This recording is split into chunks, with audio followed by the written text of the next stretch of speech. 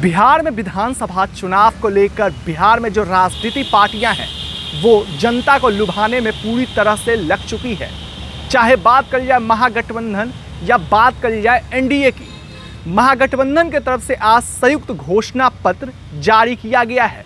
वहीं अगर भाजपा की भी बात करिए तो भाजपा की तरफ से एक ई कमल वेबसाइट के साथ साथ गीत भी लॉन्च किया गया है। हालांकि इस कार्यक्रम में जो भाजपा के नेता हैं उन्होंने महागठबंधन के तमाम लोगों को घेरते उन्होंने बता दिया कि ये लोग जो बड़ी बड़ी बातें कर रहे हैं और जिस तरह से घोषणा पत्र ला रहे हैं उसमें से ये लोग एक भी काम करने वाले नहीं हैं।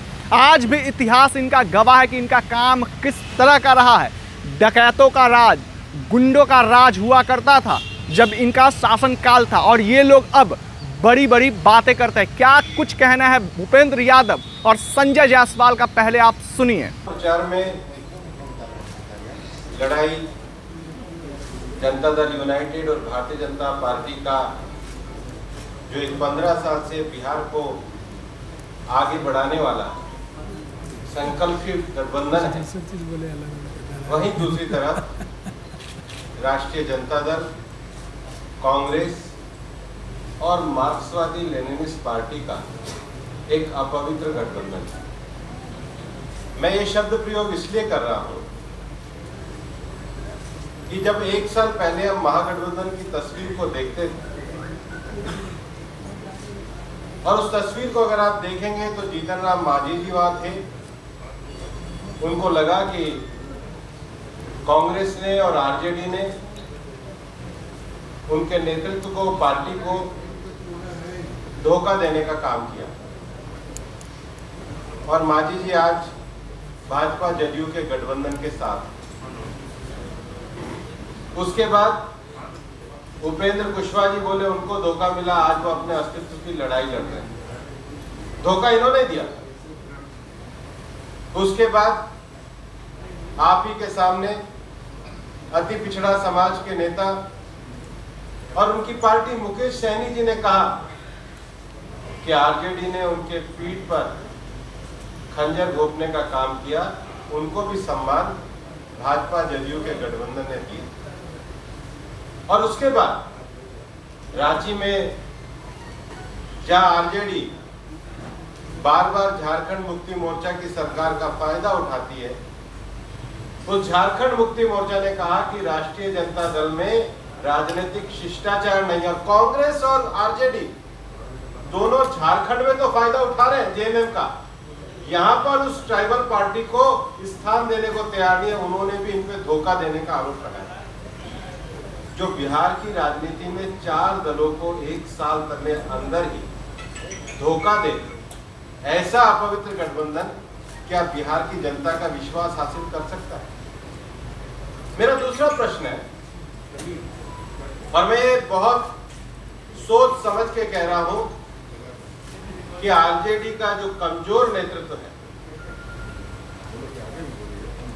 तेजस्वी जी, उसको देखते हुए आरजेडी के रास्ते उग्र वामपंथ अब बिहार में अपना पैर पसारना चाहता है।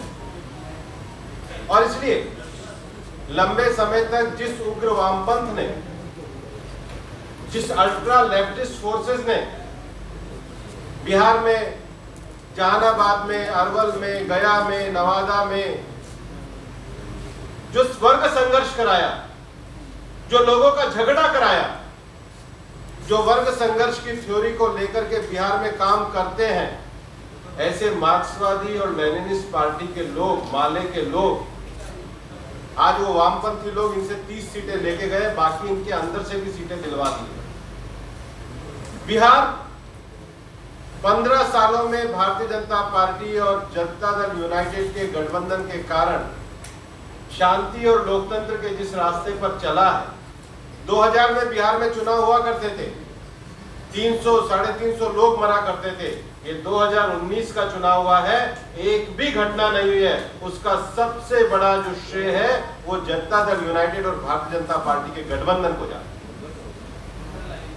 लेकिन कांग्रेस और आरजेडी आज माले को साथ लेकर के बिहार में कौन सा वर्ग संघर्ष करना चाहते हैं, इसका जवाब कांग्रेस को भी देना होगा और आरजेडी तो खैर कमजोर नेतृत्व के साथ बैठा हुआ एक पार्टी है, और इसलिए बिहार की जनता बड़ी सजगता के साथ, बड़े विश्वास के साथ, बड़े संकल्प के साथ इस बात को स्वीकार भी करती है कि प्रधानमंत्री नरेंद्र मोदी जी के नेतृत्व में पिछले वर्षों में देश के गरीब कल्याण के लिए, समतामूलक समाज के लिए, इकोनॉमिक और सोशल इंक्लूजन के लिए जो सरकार ने योजनाएं उठाई, उसके लिए आज पूरी तरीके से उनके ऊपर भरोसा करती है। और हमारा ये स्पष्ट मानना है कि भारतीय जनता पार्टी, जनता दल यूनाइटेड, हिंदुस्तान आवाम मोर्चा और विकासशील इंसान पार्टी का ये गठबंधन आने वाले चुनाव में 3/4 सीटें लेकर के विजय प्राप्त करेगा और पुनः नीतीश कुमार जी बिहार के मुख्यमंत्री बनेंगे। धन्यवाद। ये लॉन्चिंग का दिन है और हम सबों ने यह निर्णय लिया है कि भाजपा है तो भरोसा है। जिस प्रकार मोदी जी ने गरीब की झोपड़ी में बिजली देने का, गैस देने का, 8 महीने के मुफ्त राशन देने का, गरीबों के लिए इज्जत घर देने का कार्य किया है, उसी प्रकार हम लाखों रोजगार के अवसर भी देंगे। इस कैंपेन की शुरुआत आज हम कर रहे हैं और इसके बाद लगातार हम इसकी चर्चा भी करेंगे और क्या भारतीय जनता पार्टी करने जा रही है यह भी आप सबों को बताएंगे।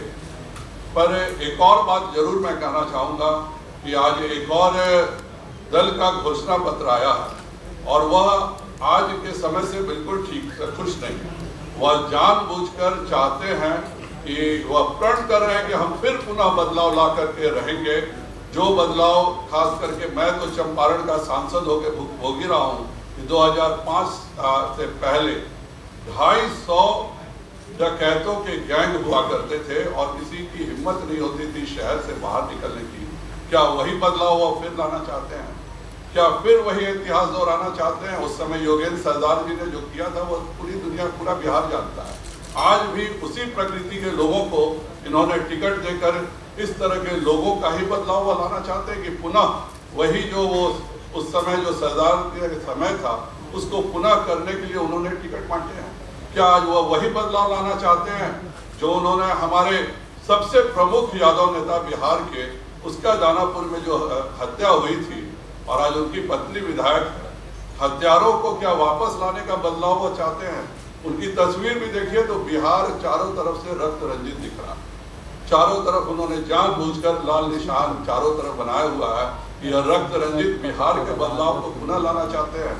तो मैं यही कहूँगा कि मोदी है, भरोसा है, भाजपा है तो भरोसा है।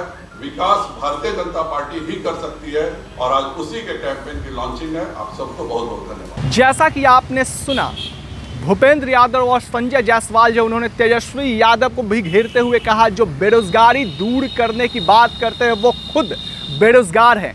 ऐसे लोग जो कभी पढ़ने की कोशिश नहीं किए हैं वो आज बात करते हैं नौकरी दिलाने की। लेकिन जिस तरह से हमारा कार्य रहा है तो जनता का भी विश्वास हम पर है। लेकिन ये तो वक्त ही बताएगा जनता किस पे विश्वास करती है और किसके साथ जाती है। ऐसे ही तमाम अपडेट्स आपको HS बिहार देते रहेगा। अभी के लिए फिलहाल इतना ही। नमस्कार।